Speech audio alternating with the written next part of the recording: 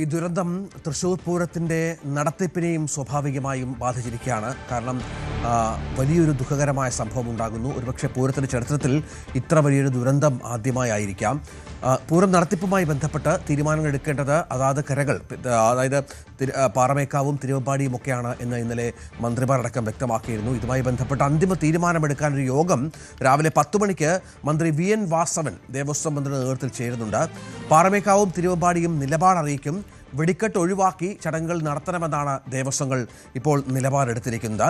ദേവസ്വം സ്വീകരിക്കുന്ന നിലപാടിനൊപ്പം നിൽക്കാമെന്നാണ് ആഘോഷ കമ്മിറ്റി വ്യക്തമാക്കിയിരിക്കുന്നത്.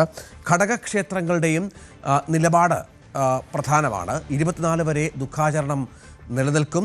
അതുവരെ ലൈറ്റ്, അലങ്കാരം ഇവയൊക്കെ ഒഴിവാക്കും. ഈ ദിവസങ്ങളിൽ പറയെടുപ്പ് മാത്രമായിരിക്കും ഉണ്ടാവുക. 25, 26 തീയതികളിൽ പൂരം എങ്ങനെയാണോ അതുപോലെ ആഘോഷിക്കാനാണ് ഇപ്പോൾ തീരുമാനം. നമ്മൾ 24-ാം തീയതി വരെ ദുഃഖാചരണം നടത്തുക. ആ സമയത്ത് നമ്മുടെ ലൈറ്റുകളോ മറ്റുള്ള ആഘോഷങ്ങളോ ഒന്നും ക്ഷേത്രത്തിൽ ഉണ്ടാവില്ല. പറയെടുപ്പ് മാത്രമായിട്ട് നമ്മൾ ആ ദുഃഖാചരണത്തിൻ്റെ ഭാഗമായിട്ട് 24-ാം തീയതി വരെ നമ്മൾ നടത്തും. 25-ാം തീയതി, 26-ഉം 27-ഉം പൂരാഘോഷം അതേപോലെ തന്നെ, എന്നാൽ അത്ര ആർഭാട അല്ലാത്ത രീതിയിൽ, അതായത് ഒന്നിനും ഒരു കുറവും വരുത്താത്ത വിധത്തിൽ നമ്മൾ ആഘോഷിക്കുക. ഭഗവതിക്ക് കൊടിയേറ്റം കഴിഞ്ഞു. കൊടിയിറങ്ങുന്നത് വരെ അതിൻ്റെ എല്ലാ ചടങ്ങുകളും വളരെ ഭംഗിയായി നടത്തണമെന്നാണ് വിദഗ്ധരുമായിട്ടും അതേപോലെ തന്നെ തട്ടക നിവാസികളുമായിട്ടും കാരണന്മാരുമായിട്ടും എല്ലാം സംസാരിച്ചപ്പോൾ ഉരുത്തിരിഞ്ഞു വന്നത്.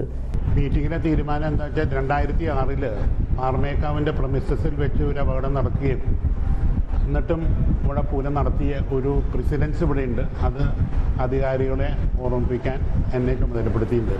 അപ്പോൾ നാളത്തെ മീറ്റിങ്ങിൽ അത് പറയുന്നു എന്നാണ് പൊതുവികാരം വന്നിട്ടുള്ളത്. കമ്മിറ്റി അവതരിപ്പിക്കും. അത് അല്ലേ, അവിടെ ഇപ്പോഴും ആ കൺഫ്യൂഷൻ നടന്നുകൊണ്ടിരിക്കുക. അതേസമയം മുണ്ടത്തിക്കോട് സ്ഫോടനത്തിൽ മരിച്ചവരെ തിരിച്ചറിയാൻ മൃതദേഹ ഭാഗങ്ങളുടെ DNA പരിശോധന ഉണ്ടാകും. 4 പേരെക്കുറിച്ച് ഇനിയും വിവരം ഇല്ല എന്നാണ് നമുക്ക് ലഭ്യമാകുന്ന കാര്യം. ചികിത്സയിൽ കഴിയുന്ന 10 പേരിൽ 4 പേരുടെ നില അതീവ ഗുരുതരമായി തുടരുന്ന ഒരു സാഹചര്യവുമുണ്ട്. കരാറുകാരൻ സതീഷ് വെന്റിലേറ്ററിൽ തുടരുകയാണ്. അപകട സ്ഥലത്ത് ഇന്നും പരിശോധനയുണ്ടാകും. വെടിക്കെട്ട് പുരയിൽ നിരോധിത വസ്തുക്കൾ ഉപയോഗിച്ചോ എന്നും കണ്ടെത്തും. അപകടശേഷം അവശേഷിച്ച സ്ഫോടക ശേഖരം സുരക്ഷിത സ്ഥാനത്തേക്ക് മാറ്റി എന്നാണ് വിവരം. CV അനുമോദും ആജ്ഞ രവീന്ദ്രനും ഏറ്റവും പുതിയ വിവരങ്ങളുമായി ചേരും. ആദ്യം അനുമോദിലേക്ക് ഒന്ന് പോവുകയാണ്. അനുമോദ്, ഇപ്പോൾ ഈ നടത്തിപ്പുമായി ബന്ധപ്പെട്ടുള്ള കാര്യങ്ങളിലാണ് ചർച്ചകൾ നടക്കുന്നത്. പാറമേക്കാവും തിരുവമ്പാടിയും നിലപാട് വ്യക്തമാക്കി കഴിഞ്ഞു. ഇന്നിപ്പോൾ പ്രധാനപ്പെട്ട യോഗം നടക്കുന്നുണ്ട്. എന്താണ് ഏറ്റവും പുതിയ വിവരം ഇതുമായി ബന്ധപ്പെട്ട്? ഒരു ധാരണയിലേക്ക് കാര്യങ്ങൾ എത്തിക്കഴിഞ്ഞോ? ഏതായാലും ദേവസ്വങ്ങളുടെ തീരുമാനത്തിനൊപ്പം സർക്കാരും നിൽക്കുമല്ലോ.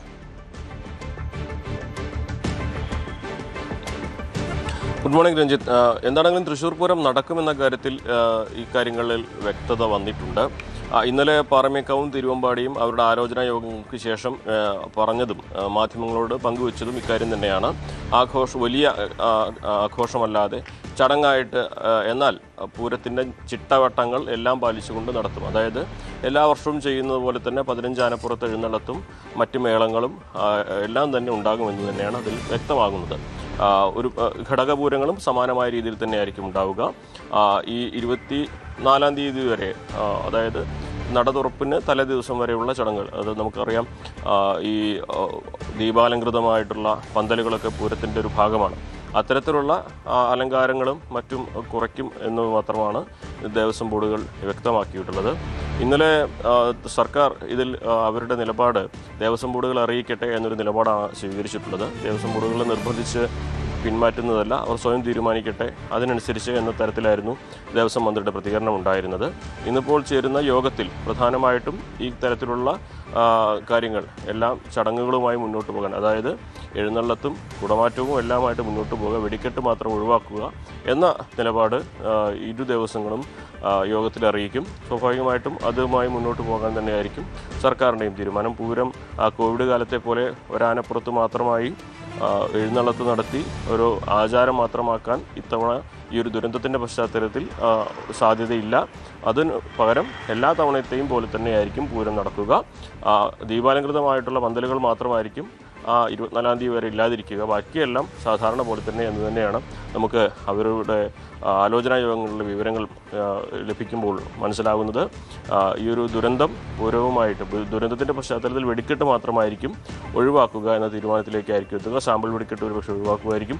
സമയപ്രദർശനം സംബന്ധിച്ചുള്ള തീരുമാനങ്ങൾ അത് എല്ലാ വർഷവും ആഘോഷമായിട്ട് ഉദ്ഘാടനമൊക്കെ നടത്തി എക്സിബിഷനൊക്കെ നടത്തുന്നതാണ്. അതിൻ്റെ കാര്യങ്ങൾ ഇന്നത്തെ യോഗത്തിന് ശേഷം തീരുമാനമുണ്ടാകും. ഒരു തരത്തിൽ വലിയ തന്നെ വിമർശനം ഈ ഒരു തീരുമാനത്തിനെതിരെ ഉയരാനുള്ളൊരു സാധ്യതയും മുന്നിൽ കാണുന്നുണ്ട്. കാരണം പൂരം ഈ ഒരു ഇത്രയും പേരുടെ മരണമുണ്ടായൊരു സാഹചര്യത്തിൽ പലരുടെയും മൃതദേഹങ്ങൾ തിരിച്ചറിയാതെ ബന്ധുക്കളൊക്കെ വളരെ വേദനയിൽ നിൽക്കുന്നൊരു സാഹചര്യത്തിൽ ഒരുപാട് പേർ ജീവൻ കയ്യിൽ പിടിച്ച് മല്ലിട്ട് ആശുപത്രിയിൽ കഴിയുന്നൊരു സാഹചര്യത്തിൽ ആ പൂരം ആഘോഷമായി നടത്തണമെന്നൊരു ചോദ്യം വലിയ തോതിൽ തന്നെ ഉയരാൻ സാധ്യതയുണ്ട്. അതിന് കരിമരുന്ന് പ്രയോഗം ഒഴിവാക്കി ഞങ്ങൾ ഈ ദുഃഖാചരണത്തിൽ പങ്കുചേരുന്നു. പൂരം ഒരു ആചാരമാണ്. ആ ആചാരം അതിൻ്റെ അനുഷ്ഠാനങ്ങളോടെ നടക്കട്ടെ എന്നൊരു നിലപാടിലേക്ക് ദേവസ്വം ബോർഡുകൾ എത്തുന്നു എന്ന് വേണം നമുക്ക് ഈ ഘട്ടത്തിൽ മനസ്സിലാക്കുവാൻ.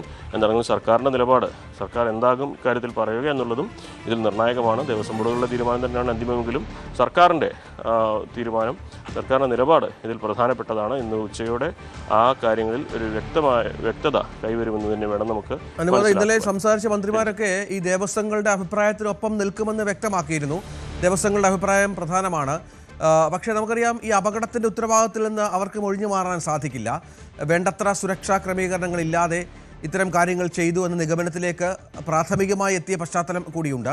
അതനുസരിച്ച് വരും വർഷങ്ങളിലും ഒരു ഏകോപനം ഉണ്ടാകണം. ഈ വെടിക്കെട്ട് എന്ന സംവിധാനത്തിനെതിരെ വ്യാപകമായ എതിർപ്പുയർന്ന പശ്ചാത്തലമുണ്ട്. നിരവധി അപകടങ്ങളുടെ സാഹചര്യത്തിൽ അതിലൊക്കെ ഒരു തീരുമാനം ഈ യോഗത്തിൽ ഉണ്ടാകണം. ദേവസ്വങ്ങൾ അതിൽ ഏകീകൃതമായ അഭിപ്രായങ്ങൾ പങ്കുവെക്കണം. ഇനിയുള്ള വർഷങ്ങളിൽ ഇതെങ്ങനെ നടത്തണമെന്ന കാര്യത്തിലൊക്കെ ഒരു വ്യക്തത വരണം. സുരക്ഷാ ക്രമീകരണങ്ങൾ ഒരുക്കണം.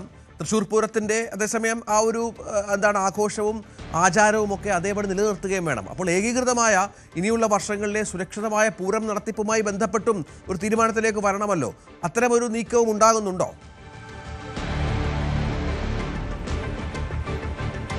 രഞ്ജിത്ത് പറഞ്ഞത് ഏറ്റവും സുപ്രധാനമായ കാര്യം തന്നെയാണ്. കാരണം ഈ വെടിക്കെട്ട് എന്നുള്ളത് നമുക്കറിയാം, തൃശ്ശൂർ പൂരത്തിന് മാത്രമായിട്ട് വെടിക്കെട്ടിന് ഇളവ് കൊടുത്ത ഒരുപാട് അനുഭവങ്ങൾ നമുക്ക് മുമ്പിലുണ്ട്. പുറ്റിങ്ങൽ ദുരന്തത്തിന് ശേഷം എല്ലായിടത്തും വെടിക്കെട്ടിന് കടുത്ത നിയന്ത്രണങ്ങൾ ഏർപ്പെടുത്തുമ്പോൾ തൃശ്ശൂർ പൂരത്തിന് മാത്രമായിട്ട് ഇളവ് കൊടുത്തിട്ടുണ്ട്. അപ്പോൾ അത്തരം കാര്യങ്ങൾ മുൻനിർത്തിയായിരിക്കും ഇതിനെ പ്രതിരോധിക്കാനുള്ള നീക്കം ഉണ്ടാവുക. പിന്നെ രണ്ടാമതായിട്ട് അവർ കാര്യമായിട്ട് മുന്നോട്ട് വയ്ക്കുന്ന ഈ വെടിക്കെട്ട് അപകടം നിയമപരമായിട്ടുള്ള ലൈസൻസിൻ്റെ അടിസ്ഥാനത്തിലാണ്, നിർദ്ദേശങ്ങളുടെ അടിസ്ഥാനത്തിലാണ് എന്ന കാര്യം തന്നെയായിരിക്കും. ഇത് ജനവാസ കേന്ദ്രത്തിലല്ല ഈ ഒരു വെടിക്കെട്ട് സാമഗ്രികൾ നിർമ്മിക്കുന്നത്. അതിൻ്റെതായ ഇടമുണ്ട്. ഇത് ദൗർഭാഗ്യവശാൽ സംഭവിച്ചതാണ് എന്ന തരത്തിൽ തന്നെ ആയിരിക്കും ഉണ്ടാവുക. എന്താണെങ്കിലും ഇത് സംബന്ധിച്ചുള്ള ദീർഘകാലത്തിലേക്കുള്ള ചർച്ചകൾ ഒരുപക്ഷെ ഇന്നത്തെ യോഗത്തിൽ ഉണ്ടാകണമെന്നില്ല. മറിച്ച് സർക്കാർ നിർദ്ദേശിക്കുന്ന മാനദണ്ഡങ്ങൾ പാലിച്ചുകൊണ്ട് ഇക്കാര്യങ്ങൾ മുന്നോട്ട് കൊണ്ടുപോകുമെന്ന തരത്തിലേക്കൊരു തീരുമാനമാകും ദേവസ്വം ബോർഡുകൾ അറിയിക്കുക. മറിച്ചൊരു അഭിപ്രായത്തിലേക്ക് ദേവസ്വം ബോർഡ് എത്തുവാൻ സാധ്യതയില്ല. മാത്രമല്ല, ഇന്നത്തെ പ്രധാനമായിട്ടുള്ള യോഗം ഇത്തരം കാര്യങ്ങളെക്കാൾ കൂടുതൽ പൂരം നടത്തിപ്പ് അതിലേക്ക് മാത്രമായി ചുരുങ്ങാനുള്ളൊരു സാധ്യതയുമുണ്ട്. പൂരം ഈ എന്തെല്ലാം ആചാരങ്ങൾ അല്ലെങ്കിൽ എന്തെല്ലാം അനുഷ്ഠാനങ്ങൾ എങ്ങനെയെല്ലാം എന്നുള്ള തരത്തിലേക്ക് ചുരുങ്ങാനുള്ളൊരു സാധ്യതയുണ്ട്. അതിനപ്പുറത്തേക്ക് ഈ വെടിക്കെട്ട് പോലെയുള്ള അതിൻ്റെ നിയമനിർമ്മാണങ്ങൾ വരുന്ന സാഹചര്യം കൂടിയുണ്ട്. അല്ലെങ്കിൽ അതിൻ്റെ നിയമങ്ങൾ കുറേ കൂടി കർശനമാക്കേണ്ട സാഹചര്യമുണ്ട്. അത്തരം കാര്യങ്ങളൊക്കെ സർക്കാർ അറിയിക്കുന്നത് പോലെ, തീരുമാനിക്കുന്നത് പോലെ പാലിക്കുമെന്ന തരത്തിലേക്ക് ദേവസ്വം ബോർഡുകൾ നിലപാട് സ്വീകരിക്കും. അതിനപ്പുറത്തേക്ക് ഇന്ന് യോഗത്തിൽ മറ്റെന്തെങ്കിലും ഉണ്ടാകുമെന്ന കാര്യത്തിൽ നമുക്ക് കൃത്യമായിട്ടൊരു മറുപടി പറയാനാകില്ല. കാരണം ഇന്നത്തെ യോഗത്തിൽ പ്രധാനമായിട്ട് ഉയരുക ഈ കൊല്ലത്തെ പൂരം എങ്ങനെ നടത്തിക്കും എന്നുള്ള കാര്യം തന്നെയായിരിക്കും. തീർച്ചയായും ആജ്ഞ കൂടി തുടരുന്നുണ്ട്.